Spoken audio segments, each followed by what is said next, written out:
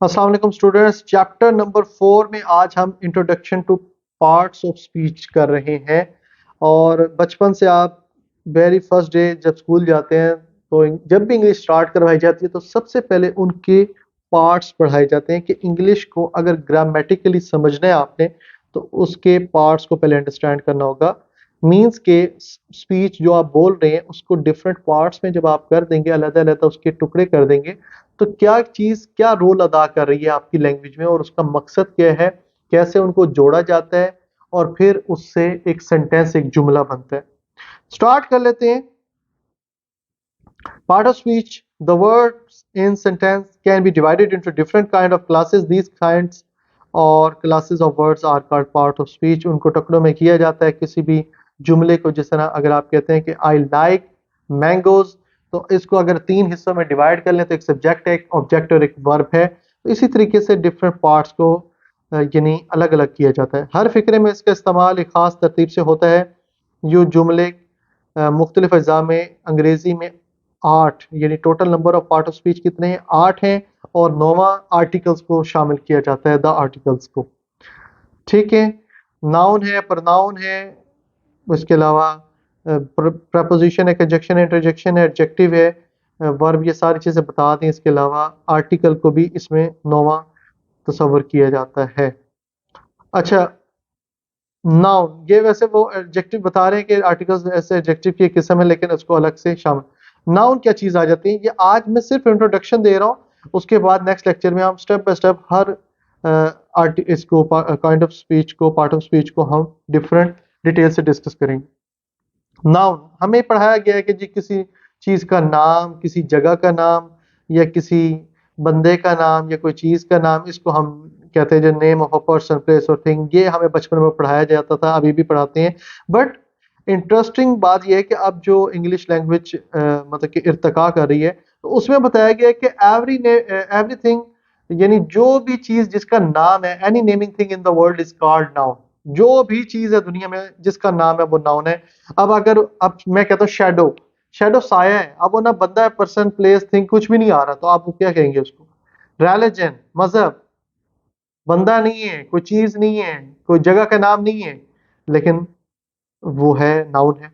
तो any naming thing in the world is called noun. और pronoun क्या चीज होती है? जब हम नाउन है इसको बार बार एक ही बात को जुमले के अंदर बार बार वही नाम नहीं ले सकते, तो इस वजह से फिर उसकी जगह आपने ही, शी, इट, दे, इस तरह के जो अल्फाज आप यूज करते हैं तो इसको प्रोनाउन कहा जाता है। प्रोनाउन में 3 किस्में दी गई हैं, 3 हालतें बताई गई हैं। फर्स्ट पर्सन कौन होता है, सेकंड कौन होता है, थर्ड कौन होता है। फर्स्ट बात करने वाला, जिस तरह मैं अगर आपसे बात कर रहा हूं तो आई, हुई, ये फर्स्ट पर्सन हो जाते हैं।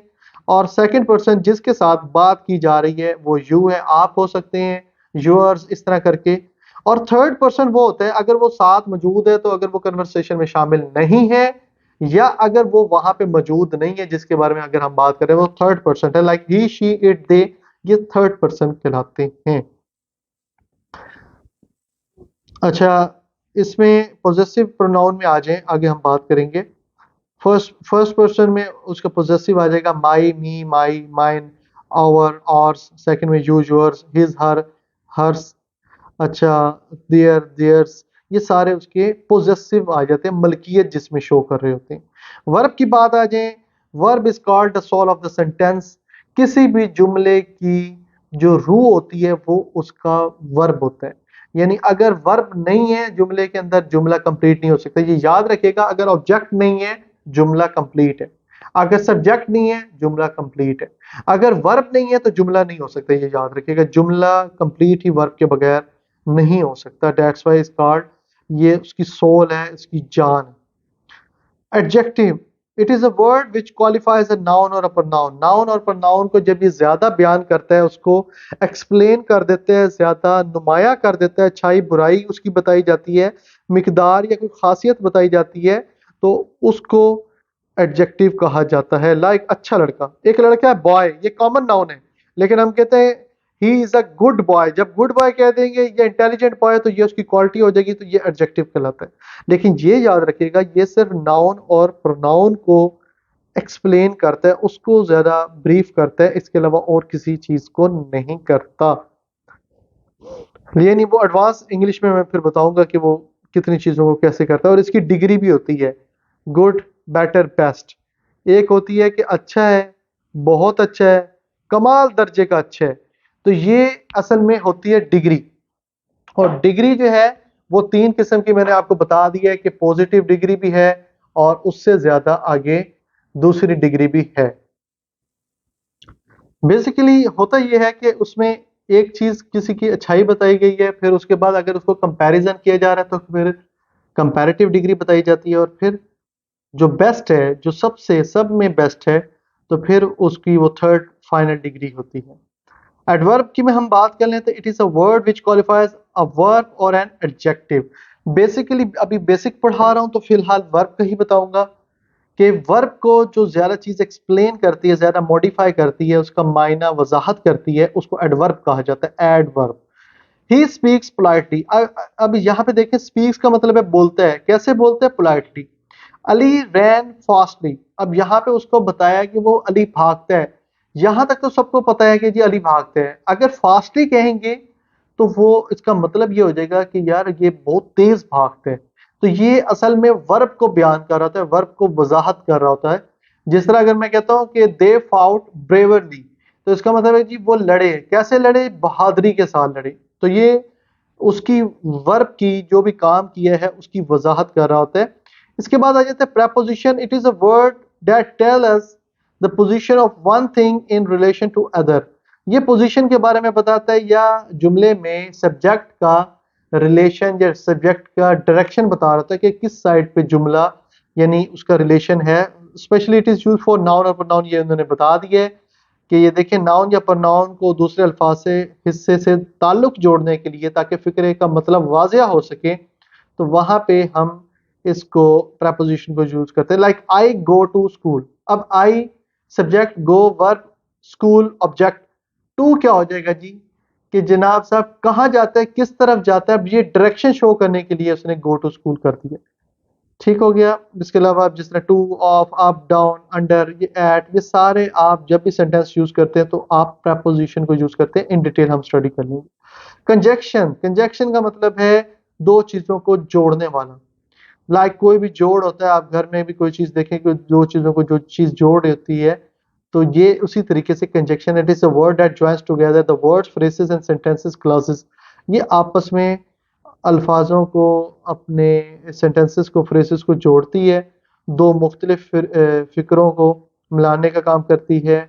और जिस तरह Ali reads but Ahmed writes, यहाँ पे बट जो है एज ए कंजक्शन यूज हो गया है। तो ये जो वर्ड है बट, इफ, इसके अलावा अगर आप देख लें कि देयर फोर, ऑल दो, नीचे भी लिखे हुए हैं, नीदर, इधर, वाइल, सो, डैट, नोर, ये सारे के सारे कंजक्शन है और जुमले में दो हिस्सों को जोड़ने के लिए इस्तेमाल किए जाते हैं। उसके बाद आ गया इंटरजेक्शन। इंटरजेक्शन में मैं बता दूं कि इंटरजेक्शन ऐसा लफ्ज है विच एक्सप्रेसेस सडन फीलिंग, खुशी की, गमी की, जो सडन अचानक से जो जज्बात होते हैं उसको शो करने के लिए इंटरजेक्शन यूज किया जाता है। ओहो, अलास, आहा, यप्पी, हुर्रा, ब्रावो, हॉटी टॉटी, ये सारे वर्ड जो हम यूज करते हैं अपने जज्बात शो करने के लिए इंटरजेक्शन कहलाते हैं। आफ्टर दैट आर्टिकल आ गया, ये बड़ा फेमस है बट बहुत डाउटफुल लोग रहते हैं कि आ एन कहाँ लगेगा, दा कहाँ लगेगा।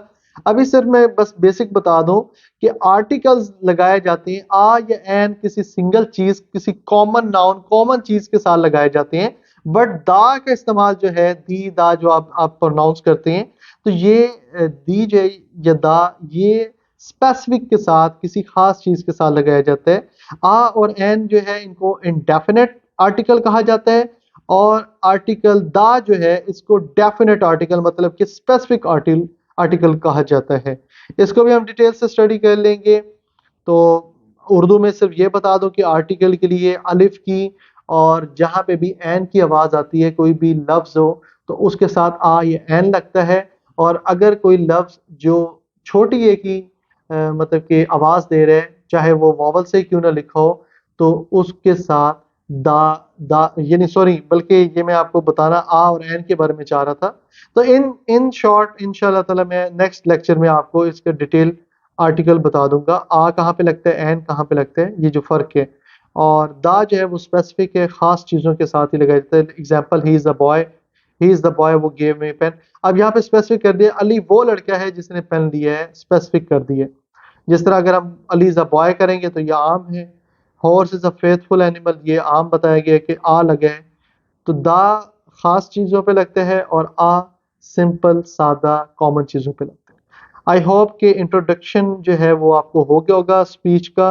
तो इंशाल्लाह ताला नेक्स्ट हम स्टेप बाय स्टेप तमाम पार्ट ऑफ स्पीच को स्टडी करेंगे। वीडियो को लाइक कीजिएगा, लाजमी फॉरवर्ड कीजिएगा लोगों के साथ। जज़ाकल्लाह।